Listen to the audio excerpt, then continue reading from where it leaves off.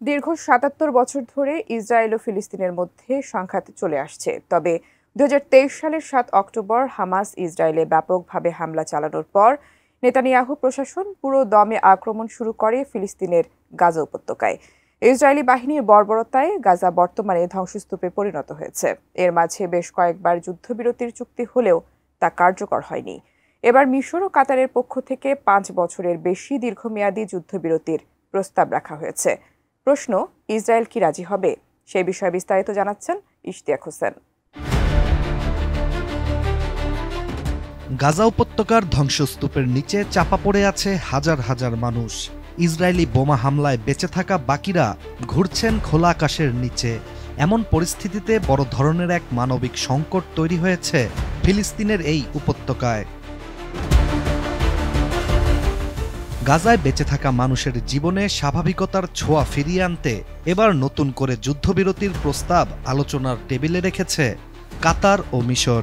এই প্রস্তাব যদি বাস্তবে রূপ নেয় তবে শুধু চলমান এই সংঘাতেই একটি নতুন মোড় আসবে না, নতুন করে বাঁচার আশাও জেগে উঠবে বিধ্বস্ত গাজার মানুষের মাঝে। নির্মাণ কাজেও আমি বেছে নেই CSRM TMT 500W, committed for better still। আন্তর্জাতিক গণমাধ্যম বিবিসির একটি প্রতিবেদন থেকে জানা যায়, নতুন এই প্রস্তাবে ৫ থেকে ৭ বছরের যুদ্ধবিরতি কার্যকর করার কথা বলা হয়েছে। এই প্রস্তাবের আওতায় হামাস তার হাতে থাকা সব ইসরায়েলি জিম্মিকে মুক্তি দেবে এবং এর বিনিময়ে ইসরায়েলের কারাগারে বন্দী ফিলিস্তিনিদেরও মুক্তি দেওয়া হবে। এছাড়া নতুন এই যুদ্ধবিরতির প্রস্তাবের সবচেয়ে গুরুত্বপূর্ণ দিকটি হল গাজা থেকে ইসরায়েলি সেনাবাহিনী সম্পূর্ণরূপে প্রত্যাহার করা হবে, যা যুদ্ধের একটি আনুষ্ঠানিক অবসানের পথ খুলে দিতে পারে। কাতার ও হামাসের নতুন এই প্রস্তাবে হামাস ইতিবাচক নমনীয়তা দেখিয়েছে বলে বিবিসিকে জানিয়েছে ফিলিস্তিনের এক কর্মকর্তা। হামাস ইঙ্গিত দিয়েছে যে গাজা শাসনের দায়িত্ব তারা এমন কোনো ফিলিস্তিনি সংস্থার কাছে হস্তান্তর করতে প্রস্তুত যাদের বিষয়ে জাতীয় ও আঞ্চলিক ঐক্যমত রয়েছে।